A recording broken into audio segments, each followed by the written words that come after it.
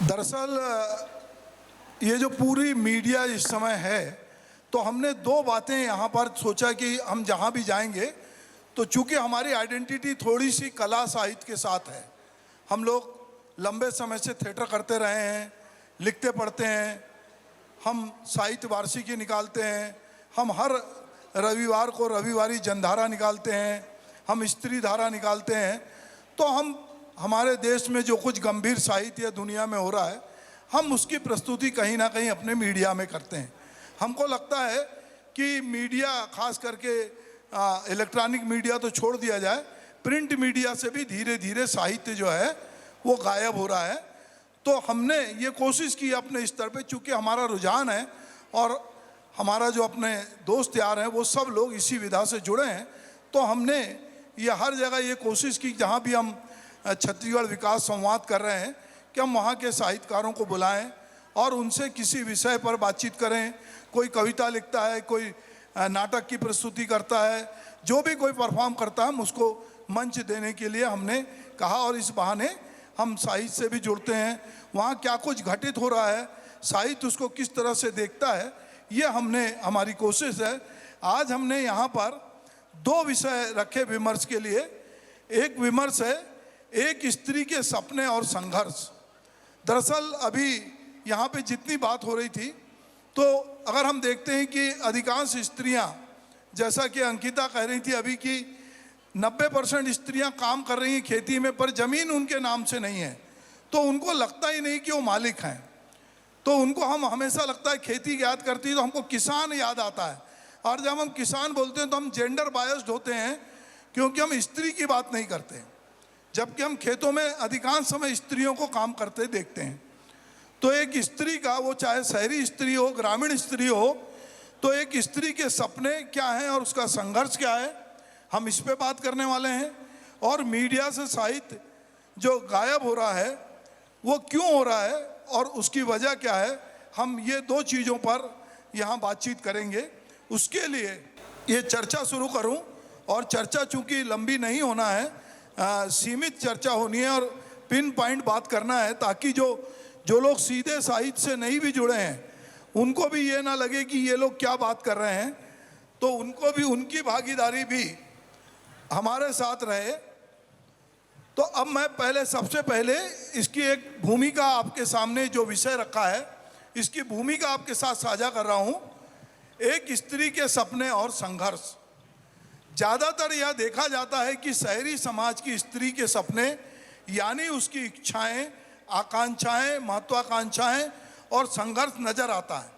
वहाँ का बौद्धिक वर्ग इन सपनों का आदर भी करता है और उनके संघर्ष में शामिल भी होता है, लेकिन इसका यह अर्थ कतई नहीं है कि गाँव में यानी ग्रामीण स्त्रियों के, विशेषकर आदिवासी स्त्रियों की कोई इच्छाएं, आकांक्षाएं, सपने और संघर्ष नहीं है।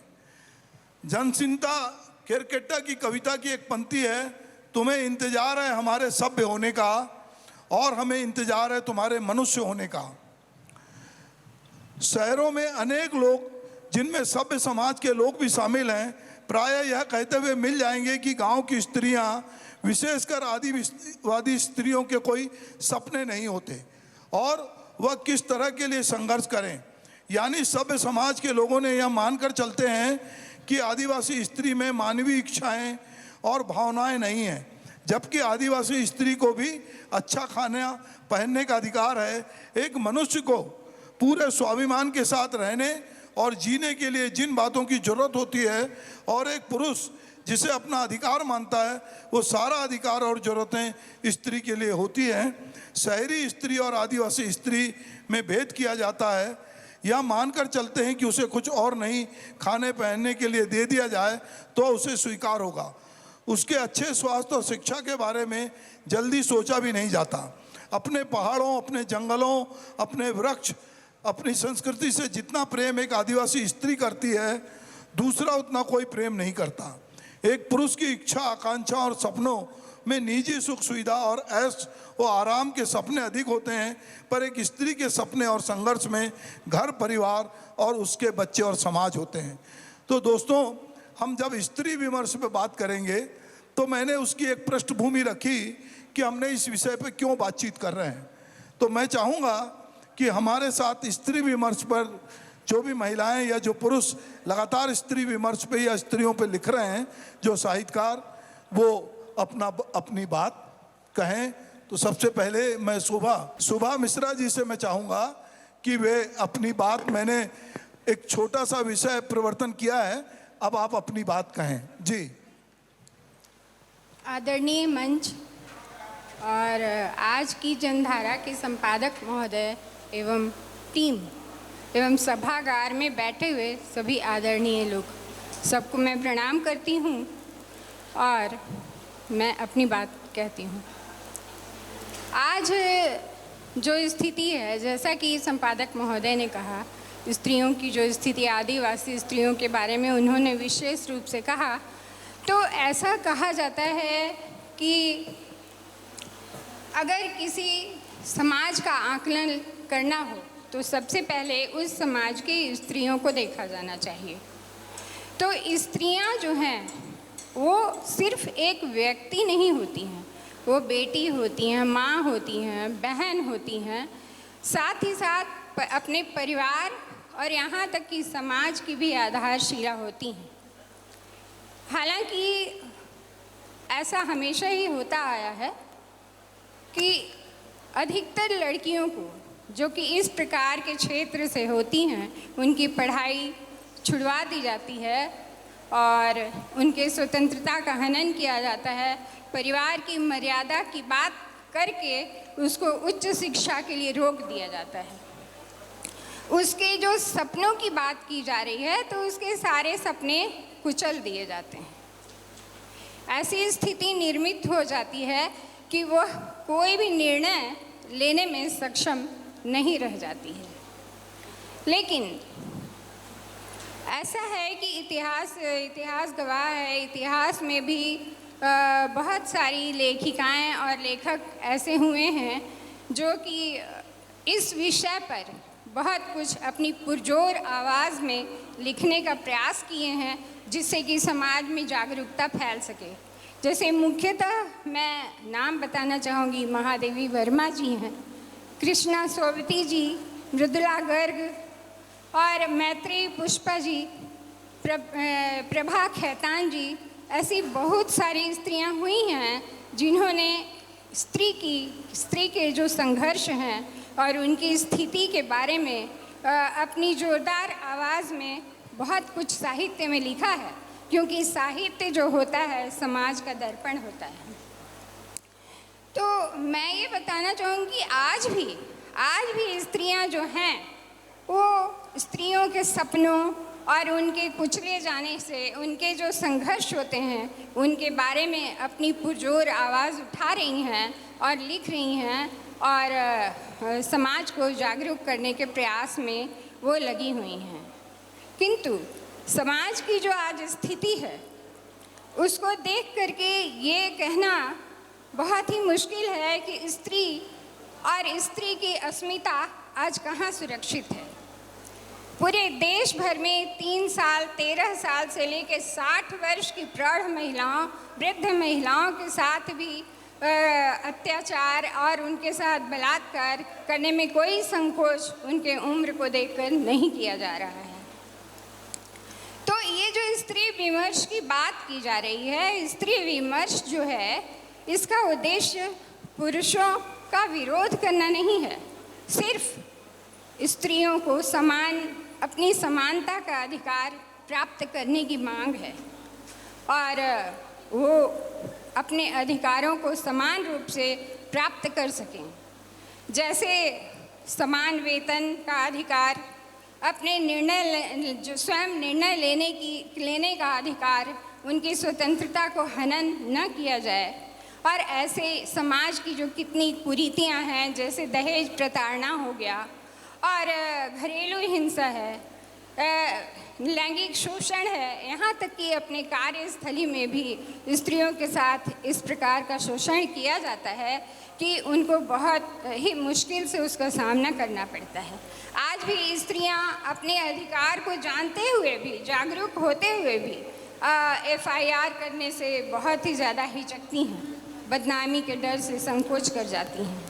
ठीक है मैडम, अब मैं इसी चर्चा को आगे बढ़ाता हूं और अनीता गुप्ता जी से कहूंगा कि वे भी इस पे जो बातें छूट गई हैं पिन पॉइंट बात करेंगे कि जो मैंने बोला भी है और आप सोचती हैं उस पे आप बताएं। अनीता गुप्ता जी कवित्री हैं आप अपने ढंग से कहिएगा। जी जी। उपस्थित सम्मानीय जन अतिथिगण, आप सबको मैं सादर प्रणाम करती हूँ। और चूँकि मैं कवित्री हूँ, लेखक हूँ और मैंने 3 पुस्तकें लिखी है और मैं हर जगह से सकारात्मकता लेके आती हूँ। आज भी मैं सकारात्मकता से भरी हुई हूँ। और अगर महिला के संघर्ष और सपने की बात कहूँ तो चौखट के अंदर या चौखट के बाहर हर जगह महिला संघर्षरत है, सफल है, सबल है, प्रबल है। अगर महिला चाह ले तो क्या नहीं कर सकती है। चौखट के अंदर जब वो माँ बनती है तो त्रिशला बनकर महावीर भगवान को जन्म देती है, जीजाबाई बनकर शिवाजी को जन्म देती है, देवकी, कैकेयी, कौशल्या बनकर भगवान को जन्म देती है। और जब चौखट के बाहर कदम रखती है तो हम सबको पता है रानी लक्ष्मीबाई बनकर कटार निकाल लेती है और पूरे फिरंगी को वापस भेज देती है। और महिलाएं क्या बोलूं, जब मंदिर के चौखट के अंदर कदम रखती है तो मीराबाई बनती है, राधाबाई बनती है। इसलिए महिला को मैं कभी भी अबला या निशक्त नहीं मानती हूँ, मैं सबल मानती हूँ, सफल मानती हूँ। मेरी पुस्तक है वो पगली, जसपुर में बहुत सारे लोगों ने पढ़ी होगी। इसमें नारी के संघर्ष की कथा है और मैं इसमें लिखती हूँ कि नारी तू पागल भी हो सकती है लेकिन तुम्हारे मर्म पागल नहीं हैं, तुम्हारी संवेदनाएं पागल नहीं हैं। वो विकट परिस्थिति में भी उसके मर्म, उसके संवेदना मानव हित में होते हैं। इससे बड़ी बात मैं नारी की सबलता के लिए, सफलता के लिए क्या बोलूँ। नारी के लिए मैं लिखी हूँ इसमें कि नारी विकल हो सकती है, बेचैन हो सकती है, बीमार हो सकती है, लेकिन विफल नहीं हो सकती है, कभी भी विफल नहीं हो सकती है। इसलिए मैं 4 लाइन सुनाते हुए मैं अपनी आवाज़, अपनी लिखी हुई 4 लाइन सुनाती हूँ कि हार में भी जश्न की एक कहानी चाहिए, हार में भी जश्न की एक कहानी चाहिए, लहर भी थम जाए और रवानी चाहिए। हाल बस में भी ना हो, राह मुमकिन भी नहीं, जो गुजर हो जिंदगी वो स्वाभिमानी चाहिए, वो स्वाभिमानी चाहिए। और मैं कहती हूँ यही नारी की आवाज़ है। और बहुत बहुत धन्यवाद। मैं ममता सिन्हा जी से चाहूँगा कि वो भी संक्षेप में जो विषय हमारा है उस पर महिलाओं को लेके अभी कुछ कहें। ममता जी। जी सर, धन्यवाद। यहाँ उपस्थित सभी गुणीजनों को मेरा नमस्कार। मैं ममता सिन्हा। मैं नारी विशेष पर नहीं बोलना चाहूँगी। मैं आज जो सर ने एक टॉपिक रखा है आज की जनधारा के द्वारा कि मीडिया से साहित्य कैसे गायब होता जा रहा है, मैं इस विषय पर बिल्कुल संक्षिप्त में अपनी बातों को रखना चाहूँगी। तो इसमें सबसे ज़्यादा मैं इसका कारण मानती हूँ, एक तो लोगों की विचारधारा में परिवर्तन हो रहा है। वो सब कुछ बहुत जल्दीबाजी में चाह रहे हैं। कुछ भी उनको तलाश करना है या कुछ भी करना है तो वो साहित्य या किसी पुस्तक को पलटने के बजाय बिल्कुल गूगल में जाते हैं। और आजकल तो चैट जीपीटी आ गया है तो बिल्कुल वहाँ जाते हैं और अपनी बातों बिल्कुल उनको धैर्य नहीं रह गया है, मेरे कहने का मतलब है। और समाधान भी हमारे पास ही है। आजकल के जो साहित्यकार हैं वो अपनी बातों को सोशल मीडिया में रख रहे हैं। बिल्कुल वो लंबी अपनी कविताओं, कहानियों ये सब को बिल्कुल लंबा ना लिखकर सोशल मीडिया में, जैसे कि वो फेसबुक में, यूट्यूब में, इंस्टाग्राम में अपनी बातों को रखना चाह रहे हैं और रख भी रहे हैं और उनको प्रसिद्धि भी मिल रही है। और आज की जनधारा के मंच से मैं आदरणीय संपादक महोदय जो यहाँ मौजूद हैं उनसे और उनकी टीम से एक निवेदन करना चाहूँगी। यदि आज की मीडिया से आज का साहित्य गायब हो रहा है तो हमारी जिम्मेदारी बनती है, हम सब की जिम्मेदारी बनती है कि हम उसके लिए क्या कर रहे हैं। और आपसे सनम्र निवेदन है कि आप अपने अखबार में आप अपने अखबार का एक पन्ना, ना हो सके तो एक कोना हम साहित्यकारों को दीजिए, ताकि हम अपनी बातों को आपके अखबार के माध्यम से रख सकें। धन्यवाद। आपने बहुत अच्छी बात कही। तो मैं एक कोना नहीं, मैं हर हफ्ते 4 पेज देता हूँ साहित्यिक जनधारा को, और हर 3 महीने में एक साहित्यिक विशेषांक निकालता हूँ, और हर हफ्ते शनिवार को मैं स्त्री धारा के नाम से पूरा 1 पेज देता हूँ। पाठक जी को मैंने वो पेज शेयर किए हैं। मैं चाहूँगा कि पाठक जी आप वो पेज सबको बता दें, तो पता चले लोगों को कि हम किस तरह से पूरे देश में काम कर रहे हैं। बहरहाल अब मैं डॉक्टर विजय रक्षित जी से चाहूँगा कि संक्षेप में धन्यवाद वो भी सर। अपनी बात कहें। आज की जनधारा के साहित्य के परिचर्चा में उपस्थित पुलिस अधीक्षक महोदय, राम प्रताप भैया,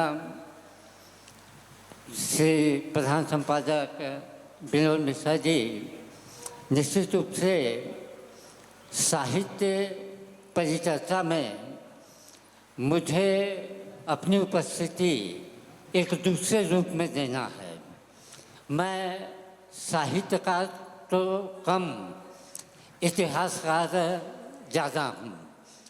पिछले बार भी मैं ये चर्चा किया था कि वस्तुतः महिलाओं की स्थिति अगर जसपुर रियासत के संदर्भ में देखा जाए तो स्थापना से लेकर मध्यकाल तक और मध्यकाल से लेकर आधुनिक काल तक जो है रियासत काल और स्वतंत्रता के बाद भी जसपुर जिले में महिलाओं की स्थिति जो है वह सम्मानपूर्ण और गौरवशाली रही है। आज अगर जसपुर के इतिहास पे बात हो तो निश्चित रूप से मुझे गर्व है कि मैं जिस समय जसपुर पे पीएचडी कराना चाह रहा था, उस समय जब मैं प्रयास किया कि कहाँ सामग्री मिलेगा, तो ये दुर्भाग्यजनक बात था क्योंकि शिक्षा का विकास इस क्षेत्र में बहुत कम या देर से हुआ था। इस कारण से सामग्री का अभाव था और आज स्थिति ये हो गया है कि जसपुर के बारे में मेरे अंदर में 13 पुस्तकें प्रकाशित हो चुकी हैं। यह अपने आप में गर्व का बात है। और चूँकि महिलाओं का एक मुद्दा जो है जो बार बार मुझे आकर्षित करता था, हर समाज में महिलाओं के उस मुद्दे को दूसरे रूप में देखा जाता था, और वह जो है वो गोदना, जिसे आज हम टेटू कहते हैं। और गोदना के प्रति जो हमारा आकर्षण बढ़ा, इसका प्रतिफल ये हुआ कि हमारी एक छात्रा कुमारी निकिता यहाँ बैठी हुई है, वह जनजातीय समाज के स्त्रियों को लेकर नारी सौंदर्य के प्रतीक गोदना नामक पुस्तक को जो है प्रकाशित किया है। यह भी निश्चित रूप से इस आधुनिक समाज में जो है महिलाओं को सम्मान देने का एक मुझे छोटा प्रयास है। निश्चित रूप से आज के इस मंच में मुझे आमंत्रित किया, बैठने दिया, बोलने दिया और सम्मान दिया, इसके लिए मैं आज की जनधारा ग्रुप को जो है धन्यवाद देता हूँ। जय हिंद, जय छत्तीसगढ़। जी बहुत बहुत धन्यवाद रक्षित जी। अब मैं मुकेश कुमार जी से कहूँगा कि वे अपनी बात रखें। मुकेश कुमार जी। सब झनला जय जोहार और आप मनला भी जय जोहार सर। मोर नाम मुकेश है और वर्तमान में छत्तीसगढ़ राजभाषा आयोग जिला जसपुर के जिला समन्वयक का दायित्व है। हमारे जसपुर जिला की संपर्क बोली सादरी है और यहाँ की जनजातीय भाषा कुड़ुक, जो उरांव जनजाति के लोग बहुतायत में इसको प्रयोग करते हैं। तो कुल मिलाकर के कहा जाए तो जसपुर की अगर संस्कृति को जानना है तो सादरी को जानना पड़ेगा। तो आज के डेट में मैं इस बात पर जोर देना चाहूँगा, आज का आपका जो टॉपिक है कि साहित्य से दूर हो रही है मीडिया या मीडिया से साहित्य दूर हो रहा है, दोनों एक दूसरे के पूरक हो सकते हैं। तो वर्तमान में मैं सादरी विषय के फोक लिटरेचर पर रिसर्च भी चल रही है और उसको 2-3 रिसर्च पेपर पब्लिश भी हुई है।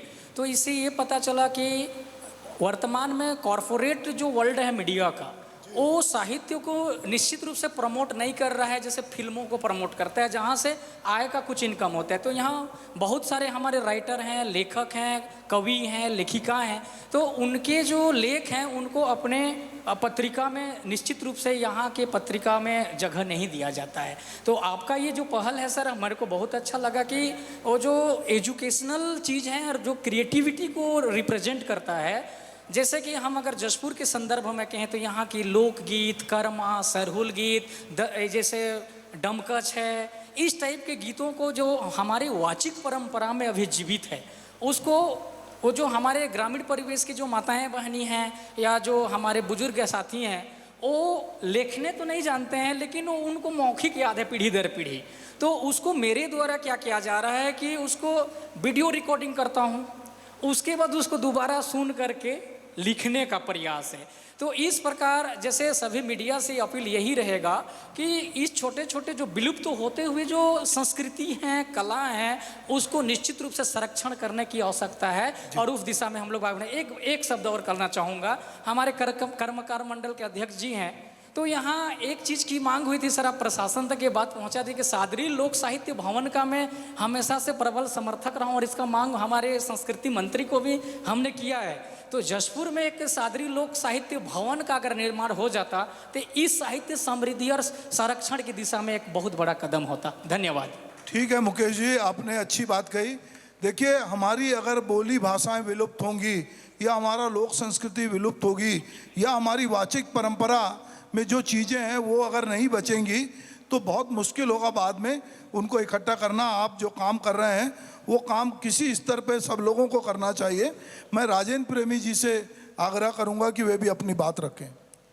सबसे पहले तो मैं आज की जनधारा का जो संपादक मिश्रा साहब है उसको मैं सादर प्रणाम नमस्कार कहते हुए धन्यवाद ज्ञापित करता हूं कि आपने इस जिले में अनेक प्रकार के कार्यक्रम के लिए अवसर प्रदान किए, उसमें आपने साहित्य को स्थान दिया। नहीं तो इतने सारे कार्यक्रम होते हैं, साहित्य को दरकिनार कर दिया जाता है, अवसर नहीं मिलता है। साहब, आपने हमें पहले प्राथमिकता दिया है, तो जरूर आपके इस आज की जनधारा कार्यक्रम को हमने जो सफल बनाने में आपका जो योगदान है, अब साहित्य को आप आगे ले जाने के लिए जो घोषणा की है कि मैं प्रत्येक शनिवार को दूंगा, ये बिल्कुल साधुवाद के पात्र हैं और हम आशा ही नहीं विश्वास करते हैं कि जरूर आपके इस आज की जनधारा जो पत्रिका है और न्यूज़ है उनके ऊपर हम लोग भी मिल करके साहित्य को आगे बढ़ाने में आप हमारा मार्गदर्शन करेंगे, योगदान देंगे। और महिला विमर्श के संबंध में बात हो रही थी। महिला विमर्श के मैं तो कहता हूँ कि अभी वर्तमान में ऐसी परिदृश्य नहीं है, क्योंकि हम लोग भारत एक लोकतांत्रिक देश है, संवैधानिक देश है, संविधान के नियम से चलते हैं। यहाँ पर साफ साफ लिखा है कि महिला और पुरुष में कोई प्रकार का भेद नहीं है। इसलिए मैंने अपनी पंक्ति में एक आंसू कवि होने के नाते मैंने उसको लिखा है, नारीला जिन समझो लाचार, संगी हो जिन समझो लाचार, बेटीला जिन समझो लाचार, संगी रे जिन समझो लाचार। भारत के संविधान हृदय है, भारत के संविधान हृदय है, बराबर हक अधिकार सबोला, बराबर हक अधिकार। नारीला जिन समझो लाचार, दीदी हो जिन समझो लाचार। इसी पंक्ति में मैं एक लाइन अपनी मेरी माँ की हमेशा सपना हुआ करती थी, नारियों का भी सपना। तमाम गांव के लोगों को नौकरी करने वाले, और मेरे पिताजी जब मैं 9th में था सर तो उस समय एक्सपायर कर गए। तो मेरी माँ था सपना देखती थी कि दूसरे गांव के लोग जैसे नौकरी कर रहे हैं वैसे मेरा बेटा भी नौकरी करे।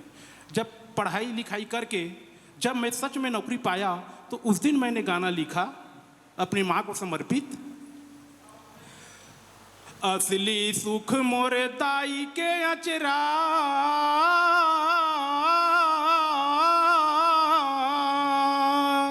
असली सुख मोरे दाई के अचरा, सुघर मैं हर पावत हूँ, सूत उठ के निस दिन तोर चरण ममाथ नवावत हूँ, सूत उठ के निस दिन तोर चरण ममाथ नवावत हूँ।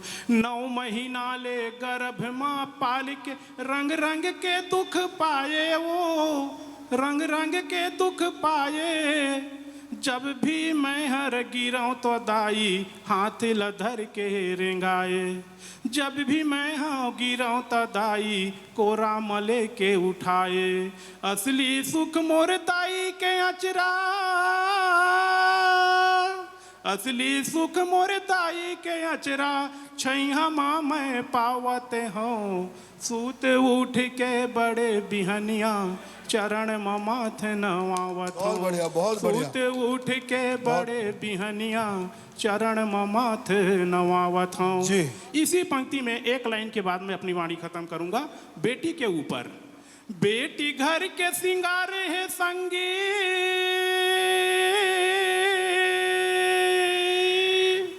बेटी घर के सिंगार है संगी, बेटी जग के आधार, मत मारो को खमा हो, जन मारो मत मारो को खमा। बहुत बहुत धन्यवाद सर, आपने मुझे इस मंच देने के लिए। बहुत राजन जी, आपने बहुत बारीक बात माँ बेटी इसको लेकर कही, बहुत अच्छा है। अब मैं हमारे इस आयोजन में मिथिलेश पाठक जी की कहीं ना कहीं एक महत्वपूर्ण भूमिका रही। मैंने उनको जिम्मेदारी दी, उनका आर्टिकल भी आज मेरे अखबार में, मैंने आपने ध्यान दिया होगा 4 पेज आज मैंने जसपुर के लिए अलग से 4 पेज दिए हैं और ये पत्रिका भी निकाली है। तो ये मैं भविष्य में भी इसी तरह से जो है अलग अलग जगह जा रहा हूँ और ये जसपुर के जनधारा यहाँ भी आएगी और यहाँ पर भी आपको साहित्य की जो आपकी चीज़ें वो आएंगी। मैं मिथिलेश जी से, पाठक जी से कहूँगा कि वो भी संक्षेप में अपनी बात रखें। जी सर, आदरणीय धन्यवाद संपादक महोदय। मैं तो बस यही नागार्जुन की इस पंक्ति के साथ शुरू करूंगा कि कई दिनों तक चूल्हा रोया, चक्की रही उदास, कई दिनों तक कानी कुतिया बैठी उनके पास, छिपकलियों ने भी गश्त लगाई कई दिनों के बाद, कौवों ने खुजलाई पाँखें कई दिनों के बाद, घर चमक उठी घर भर की आंखें कई दिनों के बाद। हमारे एक आनंद जी हैं। आपने मुझे थोड़ा बोल दिया तो मैं भी नागार्जुन मेरे बहुत प्रिय कवि हैं, तो मैं सोचता हूँ कि नागार्जुन की एक कविता मैं भी आपको सुनाता हूँ। जरूर जरूर सर, स्वागत है। किसकी है जनवरी, किसका अगस्त है, किसकी है जनवरी, किसका अगस्त है, कौन यहाँ सुखी है, कौन यहाँ मस्त है, चोर है डाकू है, भारी गला चाटू है, उसी की है जनवरी, उसी का अगस्त है। जहाँ भी टिकट मिला, जैसे भी टिकट मिला, शासन के घोड़े पर वही सवार है, उसी की है जनवरी, उसी का अगस्त है। क्या बात है, क्या बात है सर। अकाल और उसके बाद की ये कविता इस बात को बताती है सर। हमारे एक आनंद भाई हैं जो इस जसपुर में देखिए सारी चीज़ें लहलहा रही हैं, फसलें, कृषि मित्र और सब कुछ अच्छा है, साहित्य की धारा भी उगती है। लेकिन जब उसको कहें ना कि जब हमारे किसान मित्र जब उनके साथ मिलना शुरू किया और विभाग मिलना शुरू किया तो लहलहाने लगा फसलें। हमारे साहित्य की बहन कह रही थी ममता कि अगर यहाँ के साहित्यकारों को भी राष्ट्रीय स्तर पर एक मंच मिले तो मेरे प्राण हैं ये सब। और जब मैं कहता हूँ कि मुझे गर्व होता है कि इनके ऊपर जब मैं कहता हूँ कोई कार्यक्रम हो और आइए तो बड़ा अजीब होता है कि हम लोग इतिहास के हैं और साहित्यकारों से बहुत प्रेम करते हैं। तो बस सर यही निवेदन है कि आपकी जनधारा हमारे जसपुर को भी पुष्पित पल्लवित करे और यहाँ के साहित्यकार भी बड़े अच्छे से बोले कि जैसे ही जनधारा का साथ मिला हम कहाँ से कहाँ चले गए।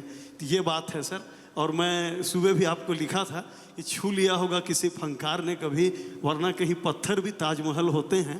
तो ये निश्चित रूप से सर आने वाले समय में हम लोग जहाँ पर हैं वहाँ से और भी साहित्य की दुनिया में आगे बढ़ेंगे। और आपको बहुत बहुत धन्यवाद सर। मैं पाठक जी आपको इतना ही कह सकता हूँ कि ऐसा कुछ हो चुप्पी टूटे, ऐसा कुछ हो चुप्पी टूटे, सन्नाटे बोलें, इसके पहले हम तुम हम संग साथ हो लें।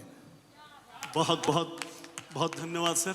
एक निकिता टोपो जी हैं जो आपको ना ठीक जिस समय लॉन्च हो रहा था बुक आपको दे नहीं पाई थी सर। तो मैं उनसे आग्रह कर रहा हूँ, माफ़ी भी मांग रहा हूँ कि अभी आपको मैं डिस्टर्ब कर रहा हूँ, लेकिन वो आपके साथ आपको पुस्तक भेंट करके एक फ़ोटो लेंगे सर। आप सब लोग खड़े हो जाइए,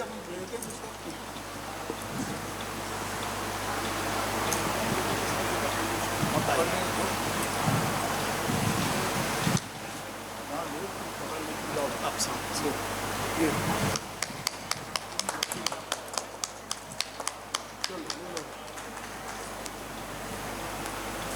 बेटा जल्दी प्रथा।